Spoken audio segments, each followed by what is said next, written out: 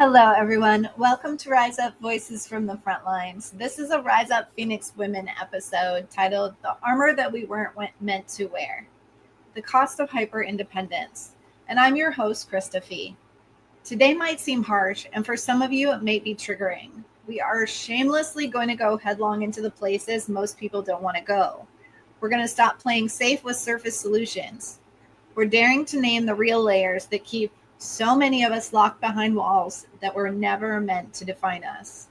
Today, we're talking about hyper independence, but not in the cute Instagram construct. I'm a strong, independent woman who doesn't need anyone kind of way. We're talking about what happens when independence becomes an armored prison. We're talking about what happens when strength becomes survival and survival becomes isolation. We're talking about what happens when you've carried so much for so long that you don't even realize you're still carrying it. We're going to name some things that people are often afraid to say out loud. So where does this armoring begin? For many of us, this armor was stitched together long before we ever called it independence. Maybe we were raised in a home where emotional needs were unsafe. Maybe we were the child who had to parent our parents. Maybe we learned early that if you needed too much, people withdrew. Or maybe we survived something darker, abuse, assault, betrayal. And our bodies encoded the message that needing people isn't safe. So we learned to handle it, stay busy, keep people at arm's length, control everything that we can, avoid being vulnerable, because we've equated that vulnerability with danger. This isn't just a mindset. It isn't a part of your personality. It's nervous system wiring. So what's the biology of hyperindependence? Let's get to some of the neuroscience because it's easier to understand when we understand how things work. When we experience repeated trauma, especially early trauma, the amygdala in the back of our brain's alarm system, it becomes hyperreactive. It scans for danger constantly. The vagus nerve stays activated, often locked into sympathetic fight-flight patterns or dorsal shutdown. We become hypervigilant or emotionally disconnected, or sometimes one and sometimes the other. The prefrontal cortex, the thinking brain, it might say, I want connection, I want support, I want safety, but the body is saying, we've seen what happens when we let people in and we're never going to do that again. This is how women, especially trauma survivors, end up operating in what I often call functional survival mode. You're not falling apart. You're holding everything together. You're successful, competent, respected, even praised regularly for your strength, but you are exhausted. You're brittle. You're silently carrying a weight that was never meant to be yours. So let's talk about the hidden cost that people just don't want to talk about. Here's where we go even deeper into the part that is hard to discuss. Hypervigilance has a body count. It costs so much more than we're willing to pay.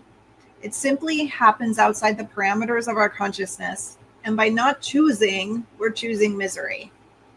It costs real intimacy because you don't know how to let people close to you. It costs you in rest because being still feels unsafe. It costs you in love because receiving love requires vulnerability.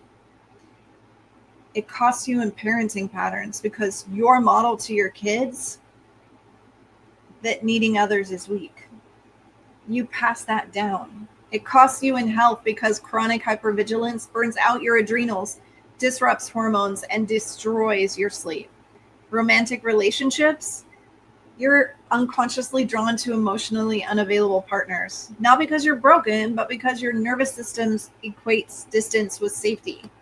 It costs your friendships because you're always the one giving, never the one receiving. What about career burnout? Because you don't trust delegating or letting others carry weight alongside you. This is the dark math of hyperindependence. It works until it doesn't. So when survival becomes self-sabotage, At some point, that armor that kept you alive it begins to suffocate you. And here's where radical responsibility and accountability enters. Because even though you didn't choose the trauma that built this armor, you are now responsible for deciding whether you keep living inside of it. I know it isn't fair, and that's one of the hardest realities to accept. It isn't fair, but it is a place where you have power and control, even when it doesn't seem like it. We can't heal what we don't own. I know how hard that sounds, and I say it with deep love because I've lived it too. The turning point is when you finally realize, I can't control other people. I can't wait for someone else to rescue me. I can't outrun my own nervous system, but I can start peeling back the layers one breath at a time. So let's address the fear of softening. Here's another hard truth. Softness can feel far more terrifying than pain, because at least pain is predictable. Softness is vulnerable. Receiving love means trusting people who might fail you, who will fail you. Letting someone hold you means surrendering your control. It feels like standing naked in front of a world that has broken you before. And that fear is real. And it must be honored, not dismissed. But safety can be rebuilt. Neuroplasticity, your brain's ability to adapt, to restructure, to rewire, allows us to literally rewire our brains and nervous systems. The value of this is immeasurable. Through safe, attuned relationships, through co-regulation, somatic healing, trauma-informed therapies, your nervous system repairs. So if you're listening today and this is landing deep, I just want to say this to you. There is nothing wrong with your strength. It keeps you alive. It built the life that you have now.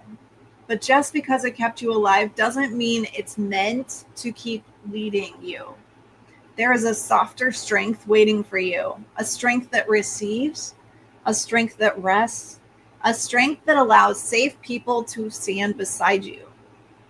And the work isn't easy, but it is simple and it is possible. And most importantly, you are not broken. At RISEUP Phoenix Woman, we don't believe in surface level solutions. We walk beside women as they rebuild safety in their own bodies and in their stories. If you're ready for support, for community, for real healing, I invite you to reach out. You don't have to keep carrying this alone. Until next time, stay brave, stay steady. You may find your strength to finally lay down your armor.